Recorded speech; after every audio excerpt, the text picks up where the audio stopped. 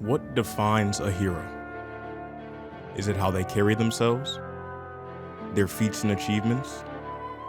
How others perceive them?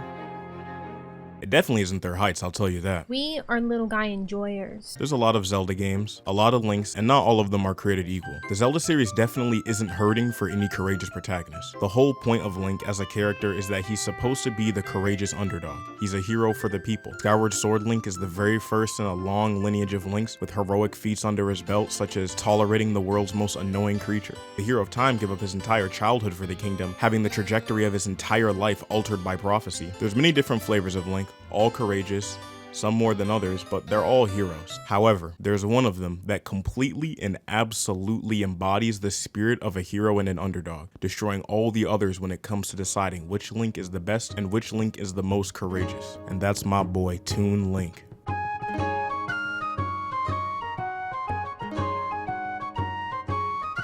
Wind Waker is one of those games that just gets better with time. I appreciated it when I was younger. It's been my favorite Zelda game since I played it, but every time I revisit the game, I find that there's more to like, especially about Link.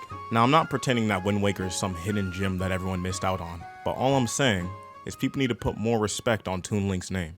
Every time I have a conversation with someone about what they like about Wind Waker or see discussions online, the only examples that are ever given are the art style and the music, which are valid. This is the best Zelda game in terms of art direction in my opinion, and I'm a big fan of the soundtrack, but the narrative of this game is still really good and a lot more mature than people give it credit for. And I find that other Zelda games, despite some of them having dark and gritty appearances, fall short of the emotional depth that this game has.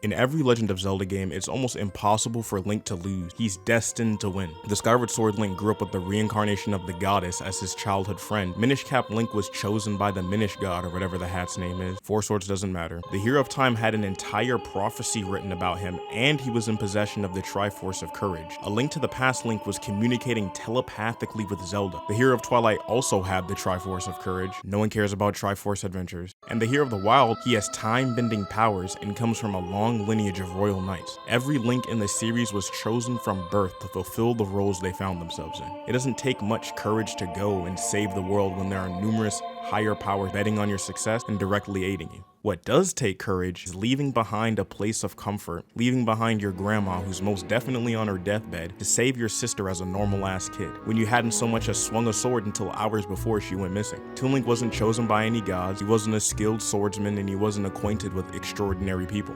He was just a normal boy forced into a green suit by his grandma who idolized legends that were told for centuries. Even though he does go on to save the kingdom, assemble the Triforce and all that good stuff, the entire first half of the game is spent with one goal in mind: to save his sister. The saving of the kingdom was secondary. It feels more real and is a hell of a lot more believable than, "Alright Link, I know you're a literal child, but the prophecy says you gotta do it."